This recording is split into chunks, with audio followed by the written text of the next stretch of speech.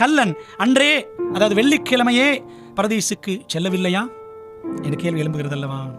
இயேசு மரித்தது வெள்ளிக்கிழமை சிலுவையில். இயேசுவே அன்று பரலோகம் செல்லவில்லை. யோவான் 20:17 பாருங்க. வெள்ளிக்கிழமை மரிச்சவர் வெள்ளிக்கிழமை, சனிக்கிழமை, ஞாயிற்றுக்கிழமை விடிய காலையில் சொல்றாரு மகதலேனா மரியாளுக்கு, நான் இன்னும் என் பிதாவினிடத்திற்கு ஏறி போகவில்லை. கல்லன் வெள்ளிக்கிழமை மரிக்கல. வசனம் பாருங்க, யோவான் 19:31-33 வரை. சிலுவையில் தொங்கக்கூடிய அந்த குற்றவாளிகள் இன்னும் சாகல அப்படின்னா கால் எலும்புகள் உடைச்சிருவாங்க, ஏன்னா தப்பிச்சு போயிடக்கூடாது என்பதற்காக. இயேசுவின் கால் எலும்புகளை வெள்ளிக்கிழமை முறிக்கல, ஏன்னா அவர் இறந்துட்டார். ஆனால் மற்ற 2 கல்லர்களுடைய கால் எலும்புகளை முறிச்சாங்க. ஏன்? அவங்க உயிரோட தான் இருந்தாங்க. சரி, அப்படியானால் லூக்கா 23:43 என்ன பிரச்சனை? ஆண்டவர் சொன்னார்ல, நீ என்னுடனே கூட பரதீசில் இருப்பாய் அப்படின்னு சொன்னார்ல.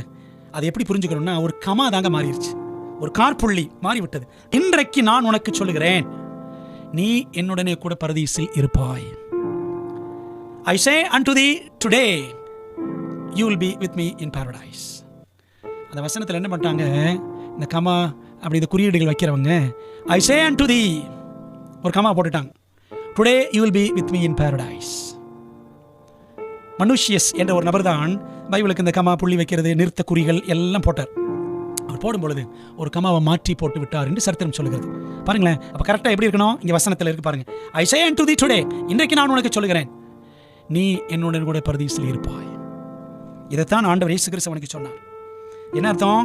கல்லன் வெள்ளிக்கிழமை அன்று ரட்சிப்பின் நிச்சயம் பெற்றானே தவிர அவன் நித்தியம் போய் சேரவில்லை என்பதுதான் உண்மை.